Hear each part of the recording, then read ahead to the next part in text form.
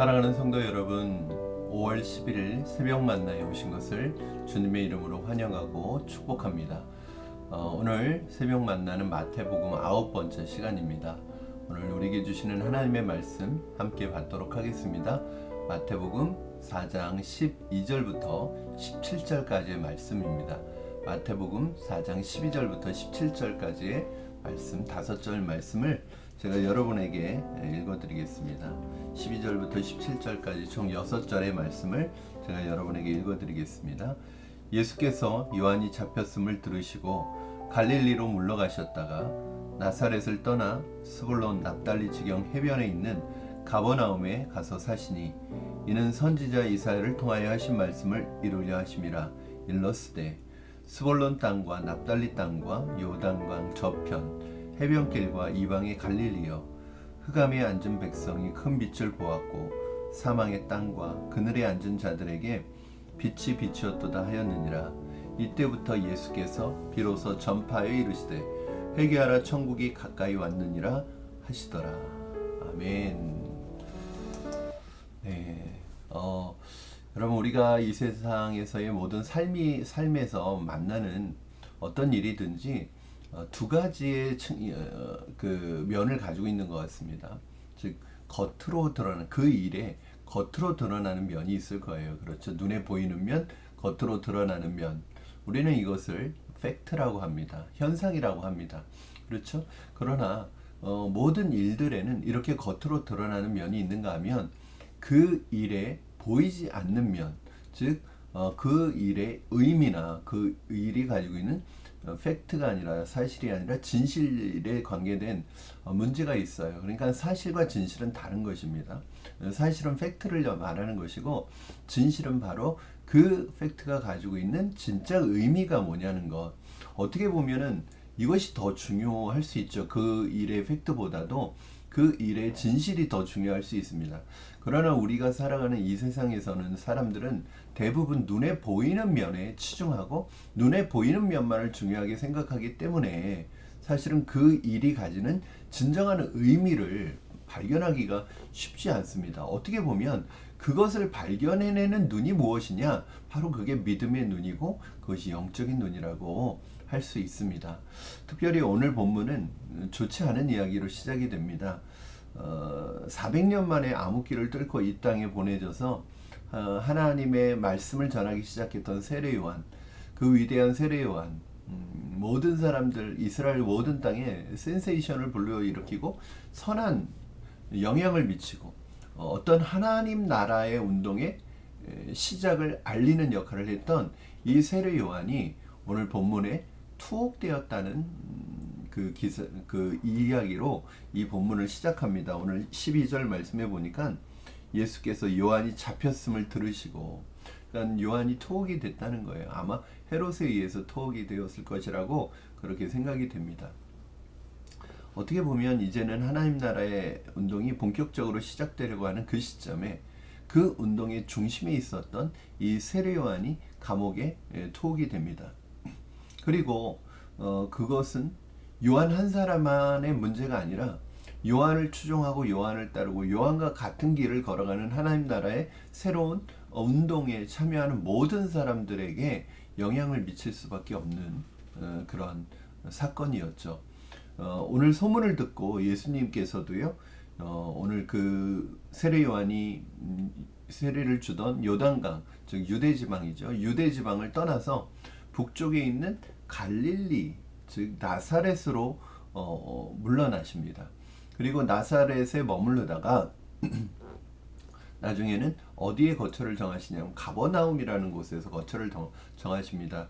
그래서 예수님이 본격적으로 공생의 사역을 하는 이 3년 동안에 예수님의 집, 예수님이 거하셨던 곳, 예수님이 그 집으로 삼으셨던 곳은 바로 가버나움이라는 곳이었습니다. 그럼 이 가버나움으로 예수님 물러나시죠.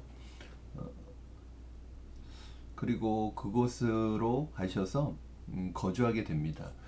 예수님께서 본격적으로 사역을 시작해야 하는 그런 시점에 이스라엘의 중심부였던 유대 지역이 아니라 이스라엘의 중심부가 아니라 어떻게 보면 이방 땅이라고도 말할 수 있는 변두리였던 갈릴리로 물러나게 되신 거죠. 가버나움으로 물러나게 되신 거죠. 이게 겉으로 볼 때는 중심에서 변두리로 밀려나게 되고 본격적인 하나님 나라의 운동을 시작해야 되는데 큰 장애물과 방해를 받고 있는 거예요. 그리고 예수님도 어떻게 보면 위축되어 있는 뒤로 한 걸음 물러날 수밖에 없는 후퇴하는 것처럼 보였을 것입니다. 이것이 이제 이 일의 겉으로 드러난 면입니다. 그런데 성경은 이 상황을 다르게 해석을 해주고 있다는 거예요. 우리가 생각할 때 지금 이 상황은 잘 되고 있는 상황이 아닙니다. 잘 안 되고 있는 상황이고 어려운 상황이고 어찌 보면 불길하고 불안한 상황 시작입니다. 그런데 성경은 이것에 대해서 어떻게 해석을 해주고 있느냐? 14절부터 16절 말씀 여러분 한번 같이 보시겠습니다. 14절부터 16절 제가 읽어드리겠습니다. 이는 선지자 이사야를 통하여 하신 말씀을 이루려 하심이라. 일러스되 스볼론 땅과 납달리 땅과 요단강 저편 해변길과 이방의 갈릴리여, 흑암에 앉은 백성이 큰 빛을 보았고 사망의 땅과 그늘에 앉은 자들에게 빛이 비추었도다 하였느니라. 아멘. 그러니까 예수님께서 헤롯을 피해서 변두리인 이방의 땅이었던 가버나움으로 옮기신 것처럼 보였지만 사실은 이것은 예수님이 중심부에서 변두리로 밀려난 게 아니라 바로 하나님의 말씀, 구약의 선지자였던 이사야 선지자의 예언을 성취하기 위해서 사실은 가버나움으로 가셨다는 거예요. 이사야 선지자가 뭐라고 했냐면 예수님이 주로 활동을 하셨던 이 갈릴리 지역, 또 가버나움을 포함해서 이 갈릴리 지역이 바로 이방의 빛이 비치는, 즉 이미 예수님께서 메시아가 오시면 이 이방 땅이었던 갈릴리에 빛이 비치고 이것이 예수님의 주 활동 무대가 될 것이라는 그러한 예언이 있었던 거예요. 이게 다른 것입니다. 이게 바로 해석이죠.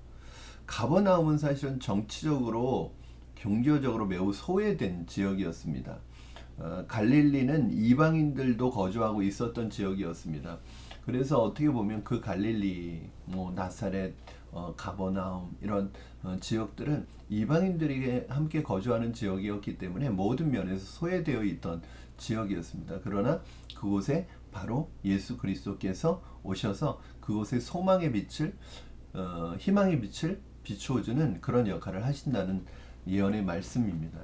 사실은 이 모든 것이 하나님의 계획 속에 이루어지고 있었고 예수님께서도 그 하나님의 계획을 따라서 지금 일하고 계시는 것이죠. 여러분, 우리의 삶에 일어나는 일들의 겉모습은 사실이기는 하지만 진실은 아닐 수 있습니다. 겉으로 드러난 부분만으로 이것이 좋은 일이냐, 이것이 나쁜 일이냐, 그렇지 않은 일이냐, 이것이 우리에게 유익하냐, 그렇지 않느냐를 판단할 수 없다는 얘기예요. 오늘 본문에 나타난 이 사건은, 즉 세례 요한이 감옥에 갇히고 그로 인해서 예수님이 가버나움으로 옮기셔서 그곳으로 물러나신 것은 겉으로 보여질 때는 그렇게 반가운 소식이 아니었고 좋은 일이 아니었습니다. 왠지 불길하고 불안한 일의 시작이었죠. 그러나 오늘 말씀에서 보는 것은 그것을 말씀으로 해석해 보니까, 말씀의 눈을 가지고 말씀의 눈으로 바라보니까 그것은 하나님의 계획이었고 하나님께서 일하시는 방법이셨다는 거예요. 이미 하나님께서 하시고 있는 일이었다는 거예요. 거기에 예수님께서 그 하나님의 계획을 따라가고 있는 것입니다. 여러분, 그 나타난 현상으로만 보면 우리는 많은 부분을 잃어버리게 됩니다. 내 삶에 나타난 현상들, 그것이 때로는 어렵고 힘들고 위기처럼 보이고 때로는 눈물 흘릴 수 있는 일이고 왠지 불안하고 불길한 일처럼 보이는 내 삶에 나타나는 이러한 현상들을 볼 때 그것을 눈으로만, 보여지는 면만, 팩트로만 볼 것이 아니라 그 현상들을 뭘 가지고, 하나님의 말씀을 가지고 말씀의 필터를 통해서 필터링을 해서 해석을 해내야 되는 거죠. 현상을 가지고 판단하는 게 아니라 그 현상을 말씀으로 해석해내야 되는 거죠. 이것이 바로 믿음의 눈 아니겠습니까? 믿음은 뭐죠? 바라는 것들의 실상이고 보이지 않는 것들의 증거입니다. 그렇죠. 모든 것은 보여지는 면이 아니라 보여지지 않는 면이 중요한 것이고, 보는 것을 가지고 판단하는 것보다 더 중요한 것은 보이지 않는 면을 보는 것. 이것이 바로 믿음이 필요한 것이고 영적인 눈이 필요한 것입니다.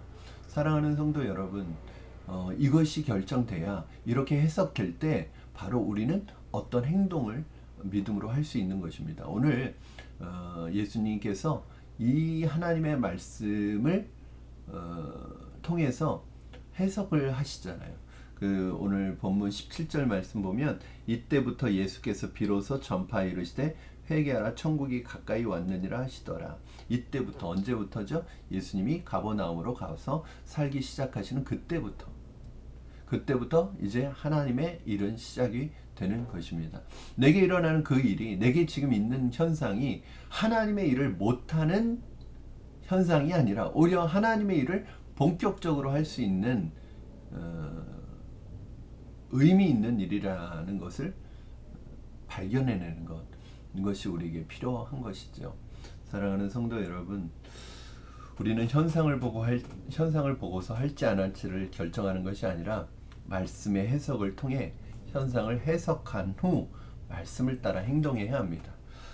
저와 여러분의 삶에서 만나는 어떤 문제도 그 문제가 아니라 그 문제의 이면에, 보이지 않는 면에 하나님의 뜻과 계획이 무엇인지를 늘 말씀을 통해서 점검받으시고 말씀을 통해서 해석하시는, 믿음의 눈으로 해석하시는 저와 여러분 되기를 주님의 이름으로 축원합니다. 오늘도 우리의 삶에 일어나는 그 어떤 일들도 팩트보다 그 팩트 뒤에 있는 그 사건의 의미를 말씀을 통해서 해석해내므로 모든 삶 속에서 하나님의 계획과 뜻에 따라 살아가는 저와 여러분 되기를 주님의 이름으로 축원합니다. 기도하겠습니다. 살아계신 하나님 아버지, 감사합니다. 오늘 예수님의 공생애가 시작되는 이 중요한 시점에 일어난 불길하고 불안한 소식이지만, 하나님이 이것이 오히려 예수님의 사역을 할 수 있는, 하나님의 뜻을 이루는 사건이었음을 보게 됩니다. 하나님, 우리의 삶에 일어나는 그 어떤 일도, 어떠한 문제도, 어떠한 현상도 있는 그대로 받아들이지 아니하고 그것을 통해서 하나님의 말씀의 해석을 통해 우리에게 향하신 하나님의 뜻과 계획을 분별할 수 있는 우리가 되게 하여 주시옵소서. 하나님, 우리가 요즘에 만나고 있는 어렵고 힘든 일들, 때로는 우리가 기대하는 것과 다른 일들, 이 모든 일들 속에 하나님의 뜻과 계획이 무엇인지 말씀을 통해서 매일매일 분별해 갈 수 있도록 주님 도와주시옵소서. 오늘도 믿음으로 살아가기를 원합니다. 보이는 세상에서 보이지 않는 하나님, 보이지 아니하는 하나님의 음성을 듣는 저희들 되게 하여 주시옵소서. 예수님의 이름으로 기도합니다. 아멘. 사랑하는 여러분, 오늘도 주 안에서 복되고 아름다운 하루가 되시기를 주님의 이름으로 축원합니다. 오늘 요즘에 너무 날씨가 좋고 정말 봄 날씨의 절정이고, 조금 더울 수도 있지만 순간순간 우리에게 주시는 모든 것이 당연한 게 아니라 하나님의 은혜임을 기억하시고 하나님 앞에 감사하시는 하루가 되기를 바랍니다. 무엇보다도 요즘 우리 성도님들 가운데 힘들고 어려운 일들 겪고 계시는 분들 많이 있으시죠. 그것 때문에 무너지지 마시고, 그것 때문에 낙심하지 마시고, 그 일들 속에 담겨진 하나님의 뜻과 계획을 말씀 속에서 잘 해석해내는 저와 여러분 되기를 주님의 이름으로 축원합니다. 여러분 힘내십시오. 화이팅입니다. 우리 내일 새벽 만나에 뵙겠습니다.